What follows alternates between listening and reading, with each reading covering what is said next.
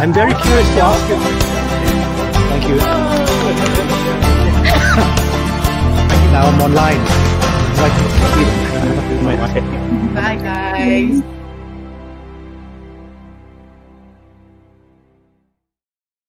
Hi, and welcome to Berani Bersama Conversations with myself, Rashid, Salleh. And this evening, we've got something really special. But first of all, what is Berani Bersama? Well, it's a campaign where we work hand in hand with celebrities and experts who have volunteered to share their knowledge, skills, and performances via social media to raise funds for MERCY Malaysia. Now, how can you Berani Bersama? Do like our Facebook page when we go live. Choose from a variety of streams and videos of your interests, and go to our Launch Good page, www.launchgood.com/Berani Bersama MY. Pledge, make a donation towards the MERCY Malaysia's COVID-19 Pandemic Fund. Now, all funds are directed directly into MERCY Malaysia via the Launch Good platform. Now, we do not authorize any individuals to collect donations on our or MERCY Malaysia's behalf. Right, our guest for this evening is very special. Now, she is an educator by day and is a multidisciplinary creative by night. Now, and in 2017, she published her first book titled Blue Yemoja, an ode to the women who have raised her.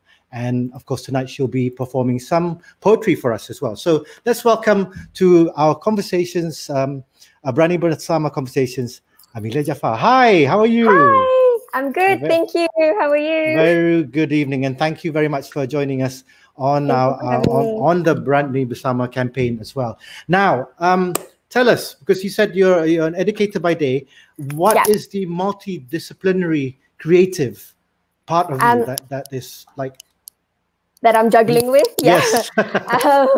Well, I do poetry, and right now I just came back from New Zealand. So I was in New Zealand for 8 years, and when I came back, I started to get into the poetry scene. And when I was in New Zealand, I was already like dabbling into painting and trying to figure out my creative side. And so now I'm trying to link painting with poetry. And right now I'm trying to figure out how I can do that in terms of installation. So how I place objects together to complement the painting. And the poetry. So yeah. Right. So really, that really is two. I mean, they're both creative in their own one. One is on a canvas, and one is on paper, or rather in memory. Now, I know you've got a series of poems that you've you'd like to perform, and there's a sort of theme to it. What's the first one all about? So the first one is just an introduction of who I am, or but in terms of like a poetry way. Like, so I'm introducing myself, but in terms of poetry, so that's good, because that'd be good, because then I wouldn't have to ask you, so what do you do? So you're going to perform it instead. So that's kind of, but I wouldn't tell you. It's more a bit more abstract. It's a bit more to do with like my who I am as a person, like who I bring with me when I meet someone, you know, like not just what I do, or like, it's a bit deeper than that. So I hope to convey that somehow. Okay, well, we're looking forward to it right now. So the poem is entitled Me, or just Amelia? No, it's Who Am I? Because it was actually a challenge that started this year. When lockdown happened, there was a group of poets who was just passing around this challenge. It's called Who Am I challenge. So and then someone tagged me, so I did it, and so then I liked it. I kind of liked this poem, so yeah. Okay, well, there you go. Well, take it away. Okay, thank you. Who am I? I am the woman of my mother's dreams, the resemblance of the goddesses who walked barefoot before us, of light that shines on my own parade to remind me of my purpose. I am clay, made from dust, off the ground, scrambling to find the earth's heartbeat, just so I can remember where I came from, the ground, so I can find my way back to it. Who am I?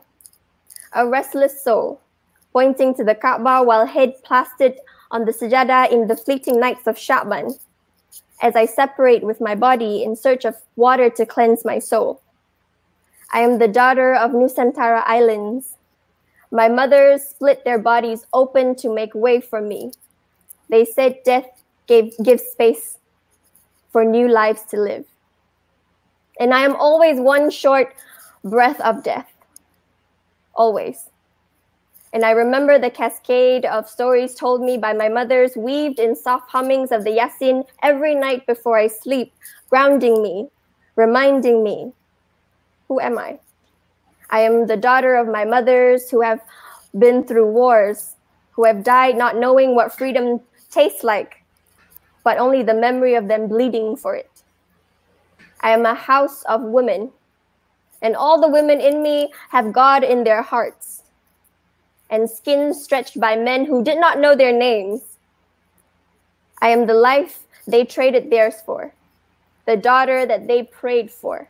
I am the rising sun of their darkest nights, and I am the morning dew that cleanses the dirt of the leaves from yesterday, giving birth to sons who will know whose country they resided in first. My womb, our womb. Thank you. Oh, there you go. Congratulations. Thank you. That was. Yeah, from I one mean, direction to another. Yeah, it was. It wasn't really like, oh, so I'm a teacher. I know. It's like, yeah. Okay, now I really got to like figure out my own English language. Right. The next one, I think you entitled it "Home." Is that correct? Yes, so I entitled it actually Third Culture Kids. It's about home. It's about home. Yeah, it's about home. Okay. How was this written? How was this written? Sun Yun said beautiful. Sorry. Thank you. Yeah. Thank you. Sun Yun is famous for his machit tales, but we'll talk about that one day. Yes, we will. Yeah. How was this written? Like my thought process, you mean?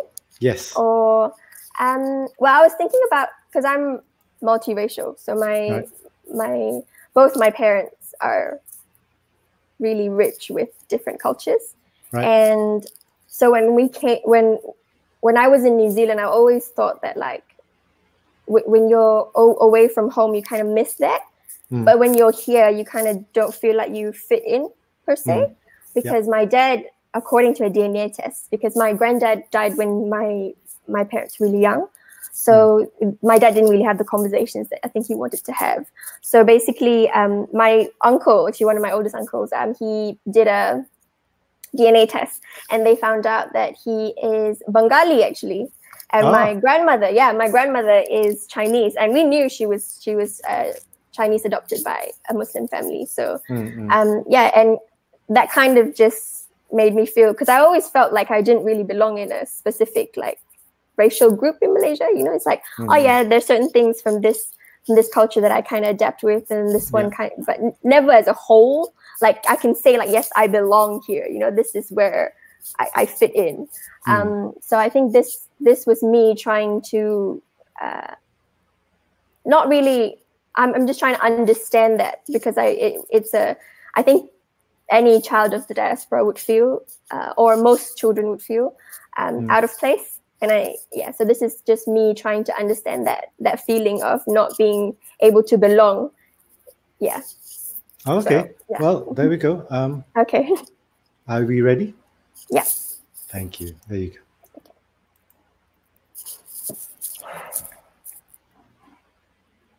Perhaps when I thought of home, it would feel like the awaited exhale after a long day, or a cup of warm tea when it's cold out. A space where I could hang my skin and be bare, and would feel safe enough to speak in the many tongues I own. But when they said to me, go home, I don't think they meant Subang. And I wish I knew where home was. I own a citizenship, but it is not a home. And in all honesty, no country would truly make me feel like I belong. Maybe it's because my Tok Nenek have planted too many roots in too many foreign lands and gave birth to children of diaspora. I knew this wasn't my ancestors' land. We were always third culture kids. We were always meant to feel the dirt on our calloused feet, but also feel its distance. I've met people like me, whose national anthem is the hum of our ancestors calling us to remember the tide that brought us here. We hear the voices of the ones who didn't make it, the ones who felt they were forced to leave, but their hearts were too heavy to carry. They say water stores memories, so the sea must hold my history. Perhaps this is why we love to travel and cross oceans, because the ocean is the only place where we knew for certain our ancestors lived on. My ancestors weren't from this land. And though we've planted on it today, yesterday, and for the last 100 years, it still reminds us that it will never be ours. Thank you. Oh, you really do feel like you're displaced at times, Yeah. especially Well, with that kind of, that kind of explanation. You do. I mean, for us being Sarawak is one thing already. I mean, even though we're the sons of the soil, being Melanau, but we do sometimes feel displaced within our own country as well. So let alone when you have different DNA, different blood coming in, coursing in your own veins. Interesting. So you also said because you mentioned a lot about your mom and all that. You must be very close to her. In terms of, Mom's like, how do I say? Mom's like a compass, Yeah, so she's like, we're connected in a way. Yeah. Understood.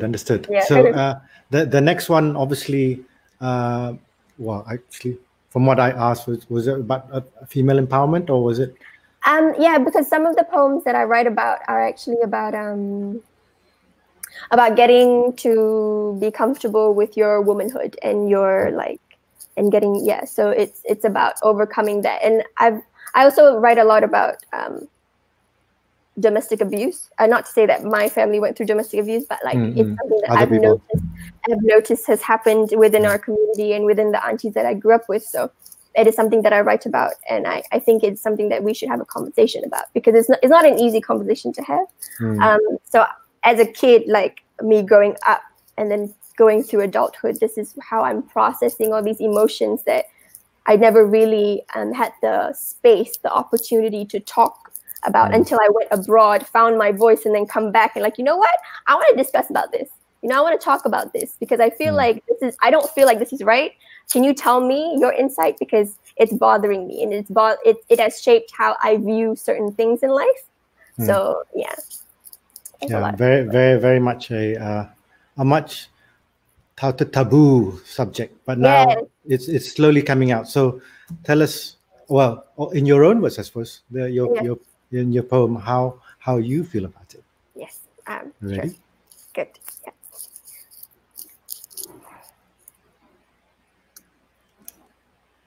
It has been 25 years, and I am still learning to love you well. Watch your hips grow wider and your breasts turn tender. Watch you love him and the other him and the one. Watch your skin stretch across white sheets. These white marks on your thighs, praise them. And wear your battle scars. Don't let anyone tell you that these markings aren't beautiful. They are proof that your body was manifesting its art, and your skin is its canvas. Remember, you are a work of art. Have you not learned from your mothers? We wear our hair wild out here. Got our breasts hanging loose and our minds running free, ready to dance our souls tired, burning every memory we have of our bodies being used unjustly. And mind you, our hips don't lie. It's been 25 years and I'm still learning to love you well. still learning to decolonize his definition of beauty. You are not blue-eyed, not blonde, not Afro-head, not Kim K beauty, no Kim K booty, just a cute little booty right here for me. He doesn't get to decide what makes you beautiful. If he doesn't already know that having a womb is probably the most beautiful thing about you, then ask him, where does he come from? Did he forget that his first country was a woman? Dear Nene, won't you rejoice at the sight of your children's freedom? We no longer need to bend our spines because he wants it when he wants it. I promised you that we will not let your sacrifices go free. So me and my mans, we equals, you see. And I tattooed it across my chest. To hell with patriarchy. Thank you. Well, it reminds me of well, I did. Anyway, did a play a long time ago about abuse. Many. You were probably still a baby. But yeah, just brought back a little bit of memories. You got 5 purple hearts from Yegi. Oh, hi Yegi. Oh, she's actually in the Philippines. Okay. Yeah, she's my best friend from Iran. So she's saying here 5 purple hearts from her. Yeah, because I just wish and Amina, who just performed just before you just now, gorgeous strength and energy in your poems. And she said thank you. Thank you. I appreciate that a lot. We got some really, I mean, we've had some really, and including yourself, some really, well, I wouldn't call them fun, but noticeable performance that we've never heard prior to this, and being able to really showcase their talents, including yours on this platform. So it's really great to be able to see it. Thank you. In terms of yourself, you I was still thinking about the domestic abuse, because I have seen from the other side where men get abused, and that's even worse, because your men are supposed to be the patriarch. So when your last word, to help with the patriarchy, it was like, for us, it was like there are men who like, well, actually, definitely, that I'm definitely, and I don't disregard that. And I know that that's a reality for a lot of men as well. And the thing is that I think in our society, we don't hold enough spaces for our men to explore their emotions. There's always like a toxic masculinity up here, like I can't show too much. I can't cry. I can't tell people this is what's going on with me. I don't know. It's something that I'm definitely aware of, because I have 3 brothers. And when things get tough, it's like, no, we need to sit down and like access your emotions and what are you actually upset about, because lashing out doesn't work. I mean, suddenly going up, it doesn't work. So we need to really sit down and talk about what we feel, and explore that and really figure out what are our triggers, because I think that's a conversation that we should have always with our men, like, and our young, and it starts from young, it's something that you subconsciously learn. So yeah, I'm very aware of that.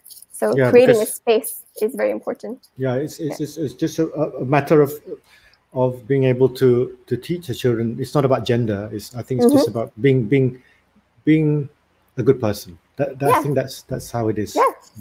And being real, like it doesn't mean that you're a man, you don't have feelings of disappointment, you don't have feelings of fear, you don't have feelings of vulnerability, and there's nothing wrong with being vulnerable, right?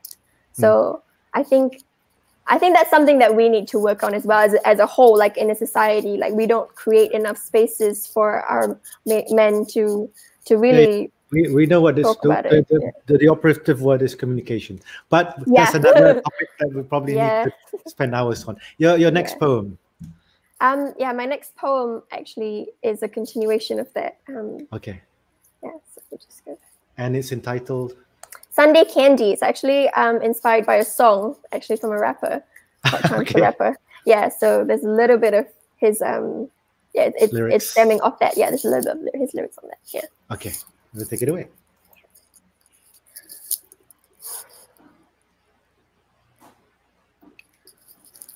You've got to move slowly, taking in my body like it's holy. I've been waiting for you for the whole week. I've been praying for you, you're my Sunday candy. You've got to move slowly, taking in my body like it's holy. I've been praying for you for the whole week. I've been waiting for you, you're my Sunday candy. He told me my body was a holy grail, that the person who would wrap his skin around me would be in prayer every single time. And I was told that he would stand by me, bound by oath, his promises to God in front of all of my wali for as long as we both shall live. I was told that my body is a holy grail, that I get to choose who I would let in, but I didn't know tying the knot meant that I would have to forfeit that right. And he made me sweat that night, bleed out honey too sweet for him to savor, all in just a matter of 2 minutes and 30 seconds, and then told me planting a seed wasn't what he wanted. He was just trying to satisfy a need, which got him saying, hey, baby, just take the pill. Trust me, you'd want to feel that skin rub against your lining, but he must not have heard my cry for no. I wasn't ready for him to dip his fingers into my honey jar. Didn't he know that my body is a holy grail? That he needed to cleanse himself before coming into me? How will I repair the torn skin? I thought that marriage meant that he would protect me. Apparently, I needed protection from him. And I thought that when he said he loved me, that he loved my personality, something beyond wanting to be inside of my body. My mother spoke to me of pretty boys with pretty words, and I'm pretty sure I love him. The same pretty boy who speaks in tones of pretty words, I only wish he would have taken it slowly, taken in my body like it's holy. Because I shouldn't have to keep praying for you to want me for more than just a naked body. Thank you. Ah, thank you. And there you go. Clap, clap by Yegi, isn't it? It's my number one fan. Okay, we haven't got too much time left, but yeah. Could you tell us about the final one? And this one's quite special as well. Yeah, this one's actually about my granddad. So I thought the world of my granddad. He was diagnosed with cancer at the age of 88. So right. Yeah, and he died 3 months after he was diagnosed. So. Oh dear. Yeah. But he lived a full life at 88, though. He was life. Like life couldn't handle him, you know. He was a ball of life. He was the best. Yeah. Okay, so take it away. Okay. Rasa sayang, hey, rasa sayang, sayang, hey. Hey, lihat nona jauh, rasa sayang, sayang, hey. Buah cempedak di luar pagar, ambil galah tolong jolokkan. Aku budak baru belajar, bersajak. Aku ingin mengajak kau dan kau dan kau, jom kita berbahas dalam bahasa bulan dan bersajak tentang cinta kita ke atas semua yang bersifat dunia. Aku ingin belajar tata cara nenek moyangku. Ingin mendengar lagu-lagu, syair dan pantun yang terlepas dari lidahmu, wahai moyang. Aku ingin belajar, ingat mati. Sebab lain hari, lain perasaan aku ini, hati aku layu. Bagai kuntum mawar yang terbiar, tiada disiram pada waktu pagi, tiada kasih sayang yang diberi. Jasad aku layu. Sejak aku belajar yang kau mati di siang waktu. The scent of sandalwood and rosewater is what I remember of you. It was the last scent on you. They told me that the white spread on the metal would be your eternal attire. But you would look good in anything. I replay moments we would spend together. I would say I'm so proud to have been your king. Because my Tok Din, he was king. He was everything that defined cool, and mashallah, he wasn't just born, he lived, breathed life with courage, fought in wars for the queen and his queen, my grandmother, leaving me to tell stories to my children, stories of how he used to live like a legend. My grandfather was a soldier, through and through, till his last joke he told me on his deathbed. He was so much of a soldier that all he knew was fight. And being the smallest in his platoon, he had to fight harder. That even when colonies of cancer was attacking his system, my Tok Din, he wouldn't let them win. And since you've passed, I've watched your daughter sleep in the same bed you laid on. Just remember what it was like to have you around. I watched them take your wudu on your behalf and saw the light on your forehead beam in delight. I know you've waited patiently to be reunited with your beloved wife. My heart breaks thinking that the day I'd meet someone that I would want to spend my life with, you wouldn't be there to walk me down the aisle. Dan kini aku ingin belajar pasrah. Kepada yang ilahi, mereka dah kata soal bab bila kau mati dah pun ditulis, tapi skripnya aku tak mampu nak trace. Aku ingin belajar bau malaikat Azrael sebab dia macam kerap je datang rumah aku. Agaknya bila dia bisik di telinga arwahku, ayahku, datukku, wahai hamba, aku akan pulangkan roh kau ke rahmatullah. Sudikah kau melangkah denganku ke alam yang anak-anakmu tak akan berada? Aku ingin belajar bersajak tentang bab mati. Sebab hatiku perit dan layu mengingatkan wajahmu pada hari ini aku bangun. Tengok-tengok kau dah jadi sejarah dalam kotak memoriku. Thank you. So Tok Din is your king. Yes. Well, on that note, thank you very, very much. You were saying? Yeah, because he was the one who taught me he was the laying ground for me to be sustainable, the whole idea of sustainability to me. And trying to grow my own food and appreciate nature came a lot from him. He taught me a lot, yeah. Okay. And you've kept that all throughout your life as well. Yeah. When did he pass away? 2018. Okay, not too long ago then. Not too long ago, yeah. So 8 months after my dad passed away. So you wanted to put into context of some of the words in the poem. Yeah. Okay. Well, you know what? Thank you very much for sharing your poems and your poems, your poetry, and your words. Thank you. Not thank just you to me, for to everyone out there as well. So, thank you for having me. Yeah, and thank you for just sharing your time with us as well. Oh, no worries. Thank you for having me. Yes. Please donate. Yes. MERCY Malaysia is doing such a great job. Thank you for Berani Bersama for having me here today. I wish we had more time because honestly I could talk forever. But next time. That's next right. time. Yeah. We could really talk on forever. Trust me. Yeah. I've been told that as well. But thank you very much. Don't forget to go to launchgood.com/Berani Bersama MY and donate to the cause as well for MERCY Malaysia's COVID-19 pandemic fund. From myself as well as Amelia, thank you very much. You've been watching Berani Bersama Conversations. Bye-bye. Bye. Thank you. I'm very curious to ask you. Thank you. Now I'm online. Bye, guys.